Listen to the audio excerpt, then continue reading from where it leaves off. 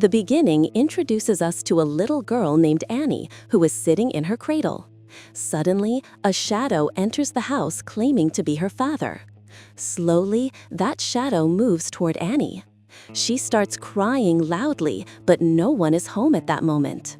Then we viewers see that the dark figure takes Annie's life, and the story shifts to another family. Now the story shifts to a family of 3, a father and his 2 daughters. The father's name is William Harper, a psychiatrist by profession. The elder daughter is named Sadie, and the younger one is Sawyer. Recently, their mother had passed away in a car accident. In their house, a photo of the mother hung on the wall, where she was wearing an orange dress. Sadie was very deeply connected to her mother, so much so that she wore the same dress to school. When she opened her locker, she found an old apple and some yogurt inside. Just then, a few other girls arrived and began to bully her, and in the scuffle, the spoiled yogurt spilled all over her dress. The scene then shifts to Dr. Harper, who is visited by a new patient. The man introduces himself as Lester Billings. Since he had no appointment, Harper tells him to come back the next day. But Lester insists that the matter is extremely serious and needs immediate attention. He explains that he had 3 children, but within just 1 year, all 3 of them died one after the other. People accuse him of killing them, but he insists that the real cause is a monstrous shadow that lives in their house. Lester even shows Dr. Harper a drawing of the creature made by his elder daughter. He explains that this being only attacks children whose parents do not pay them enough attention. From this, the viewers also realize that the little girl Annie, who died in the opening scene, was actually Lester's daughter. All of this sounds very strange to Dr. Harper, so he does not believe Lester. Instead, he makes an excuse, goes into another room, and secretly calls 911 so the police can take Lester away. Meanwhile, Sadie had returned home. She puts her mother's dress into the washing machine to clean it. Just then, she hears the sound of someone else moving around in the house. She follows the noise all the way to the closet. The atmosphere is tense and darkness surrounds every corner. Sadie cannot see clearly, but she feels that something must be inside the closet.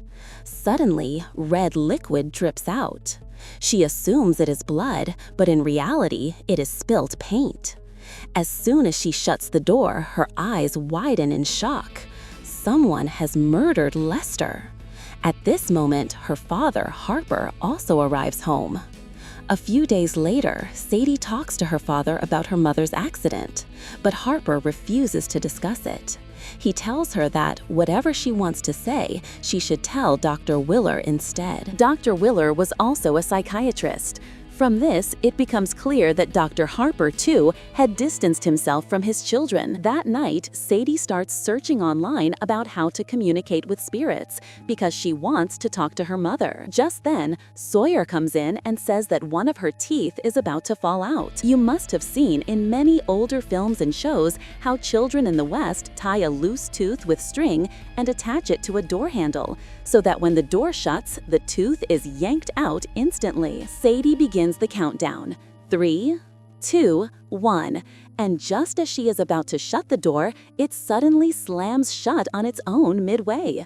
Sawyer bursts into tears, saying, "You promised to close it on 3. Why did you do it earlier?" In truth, it wasn't Sadie who did it, but the terrifying Boogeyman, who was now preparing to make the girls his prey. The creature even absorbed the tooth into itself. The next day, the 2 sisters go to Dr. Willer. She tells them they must overcome their fear, so she conducts a test. She fills the entire house with darkness, leaving only a flashing red light in the middle. In that darkness, Sawyer sees the Boogeyman himself slowly creeping toward her. When Sawyer screams in terror, the house lights come back on and the Boogeyman vanishes.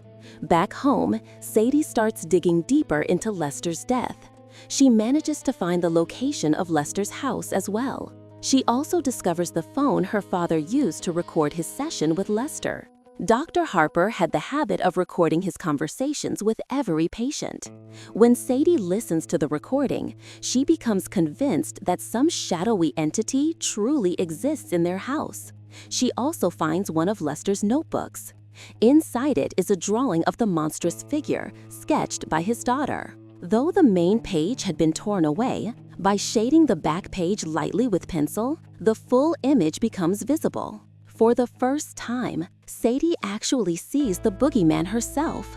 That night, she shows the drawing to Sawyer and asks if she has ever sensed such a creature at home. Sawyer had a glowing ball in her hand, but someone had broken it.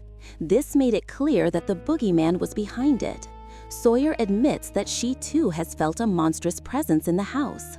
Disturbed by the ongoing strange incidents, Sadie decides to visit Lester's house, whose location she now knows. Upon reaching, she finds several candles burning inside. The house appears empty, so she writes her phone number on the fridge and prepares to leave. Just then, a woman arrives introducing herself as Rita, Lester's wife. Rita asks why Sadie has come there. Sadie explains that strange things are happening at their house, a shadow that is slowly trying to kill them. Hearing this, Rita realizes that the boogeyman has begun haunting them as well. Sadie asks if there is any way to get rid of the creature. Rita replies that there is no escape. Wherever you go, the shadow will follow, and it will not stop until it kills you. Rita further explains that this is the same entity everyone knows by the name Boogeyman. Rita explains that the creature first preys on your fear, then begins imitating the voices of your family members, and finally, once you are fully terrified, it kills you. But it has one weakness: it fears light. Just then, the boogeyman actually appears. Rita tells Sadie not to move and fires a shot at it. Taking advantage of the chaos, Sadie manages to escape. Even after returning home, for several days, the monster continues to haunt them, sometimes targeting Sawyer, sometimes Sadie. During this time, Harper tells Sadie that it is time to sell all of her mother's belongings. Sadie refuses, and instead takes the items down to the basement for safekeeping. In the basement, Sadie finds her mother's lighter and some old joints. Having been disturbed for days, Sadie listens when her friend Bethany suggests they all hang out that night. Later, her friends arrive at her house. At first, everything seems fun, but soon they grow bored. One friend asks if there's anything to drink. Sadie replies that she has no drinks, but she does have real drugs. These were actually the joints her mother had left behind. The group starts smoking together. When Sadie's turn comes and she inhales, the boogeyman, hidden inside her, begins to grow restless. Sadie rushes to the wash basin to vomit, and out of her mouth falls the same string-tied broken tooth that had come from Sawyer. Her friends panic and ask if she is okay. They decide to sit her down, but instead lock her inside a dark room. Already terrified, Sadie knew the boogeyman was near, and now she was trapped in pitch blackness. The creature moves in to kill her. Sadie screams loudly for them to open the door. When one friend finally does, Sadie bolts out in fear and slaps her hard, demanding why they locked her inside the darkness. Offended, the rest of her friends call her crazy and leave the house. Her friends leave, saying Sadie has gone mad. Meanwhile, since the party was still going on, Harper gave Sawyer a video game on the TV to keep her occupied. While Sawyer was playing on the PlayStation, the boogeyman crept up from behind to attack her. She kept pushing him back using the light from the TV screen, but during the game, the entire display suddenly turned red. This gave the boogeyman the perfect chance, and he seized Sawyer. He struck her hard and threw her aside. Hearing Sawyer's screams, her father Harper and sister Sadie rushed in and took her to the hospital. There, Sawyer told Sadie that she too could feel the same monster Sadie had sensed. Around this time, Sadie receives a call from Rita. Rita says she has found a way to destroy the boogeyman, but she needs Sadie's help. Sadie quickly reaches her house, where she sees candles burning everywhere. She asks how exactly they will kill the monster. Suddenly, Rita ties her hands and throws her into the darkness, saying she had no other choice. Rita explains that Sadie must act as bait. When the boogeyman appears and trips over the rope, the guns will fire and kill it. At first, Sadie cries bitterly, but then realizes that if the creature isn't ended tonight, it will haunt them forever. Sadie stays quiet, waiting. After a short while, the boogeyman really arrives. He realizes a trap has been set, but his hunger drives him towards Sadie anyway. His foot accidentally hits the rope, setting off a hail of bullets. Rita returns and fires more shots to be sure. But since he is only a shadow, the bullets cannot kill him. He attacks Rita instead, taking her life. Sadie uses the chance to escape and calls her father, but due to network problems, she cannot communicate properly. Meanwhile, the boogeyman drags her father deeper into the house.